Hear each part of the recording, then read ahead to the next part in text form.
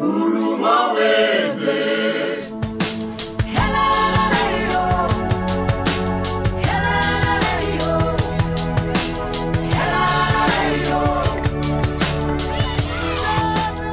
first became interested in working with indigenous people when I went to Africa in 2005 to work for the World Wildlife Fund, and working with communities to put together wildlife management plans and to take the money that was coming in from hunting and tourism to put into development projects.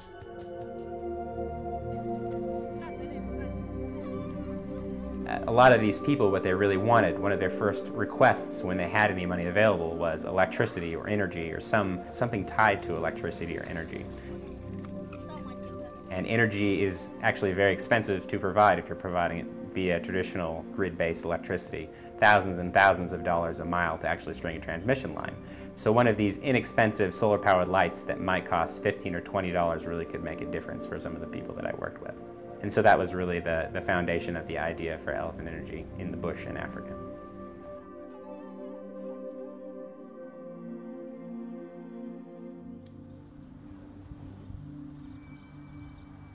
Our work on the Navajo Nation under the name Eagle Energy Now really began when Christian Alexander, who was one of our first volunteers, and I were working on a project through the University of Colorado with the Navajo Nation.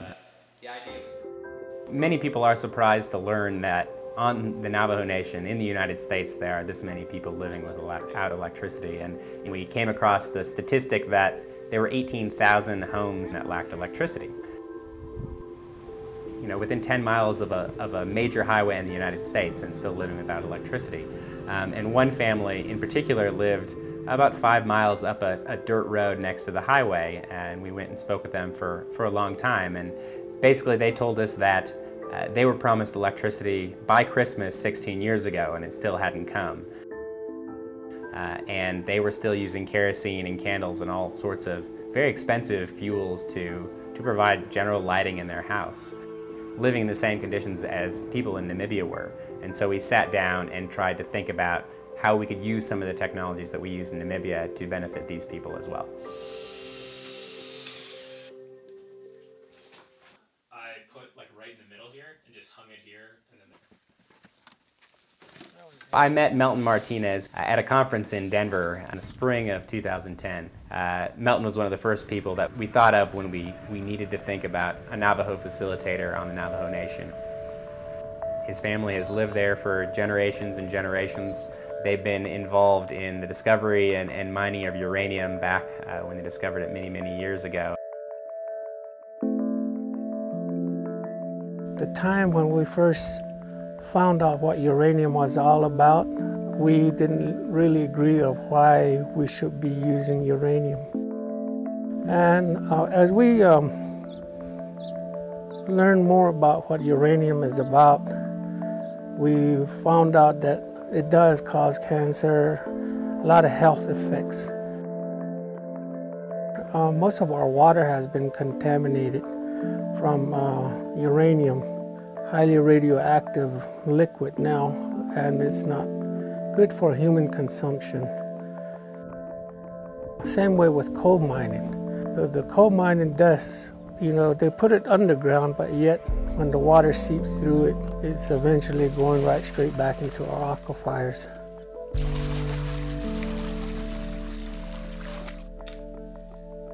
People using kerosene, propane, all the stuff, but what they do during the winter is they close all their doors and windows.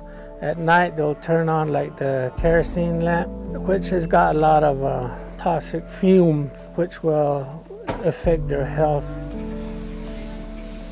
some nice kerosene here from your friendly neighborhood market. The community itself is not aware of what they're inhaling and amount of money they're spending just to light up their homes. Many children throughout the reservation go home at night, and similar to Namibia, they go to sleep when it gets dark because they don't have enough money to purchase the kerosene that they would need to actually do their studies. We started looking into a different way of getting energy.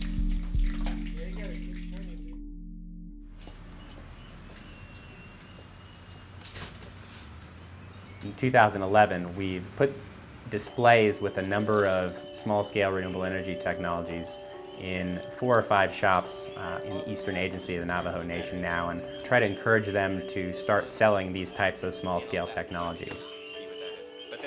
Just from our experience working throughout Southern Africa, we have always been very interested in entrepreneurial approaches to distributing renewable energy technologies. We don't really want to be the donor agency handing out lots of lights and ruining markets where there could be actually a sustainable business that could arise.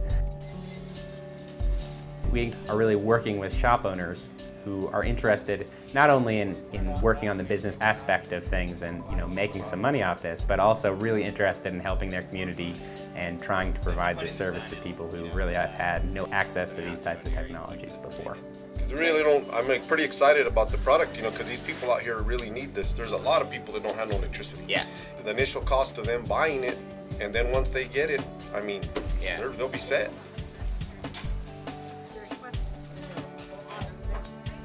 There's a lot of people that are very interested, especially the little ones. They are so impressed of how these instrument works. Elders and even middle-aged people, they are interested in buying, they are interested in using it. It's very educational, I think, we have brought up to our community. We'll start with very small-scale systems, really encourage people to learn about the energy technology, learn about solar technology, and then start working to provide solar systems that might be in the $100, $150 range with 3 or 4 lights and a centralized battery, and then really move on from there. So in effect, we're not just trying to set up this market-based system to sell small solar-powered lights, we're providing education so that people can sit down, learn about solar technology, and then make choices about what to do with their own money when they're thinking about where they want to get their energy in the future.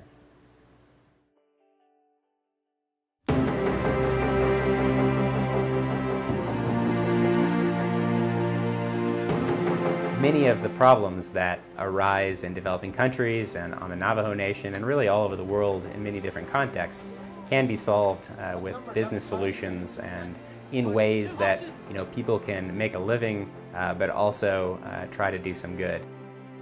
A solar-powered light can help a child study, which will in turn allow him to get the type of education that he would need to go on and get further education to be a productive member of the economy in Namibia or on the Navajo Nation or anywhere else.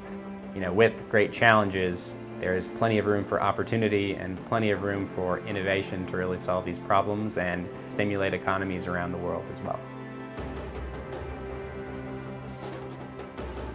We're looking into something better to where we have a future for our people, the new generation and the one that hasn't even been born. So if we can go into solar, life will continue forever.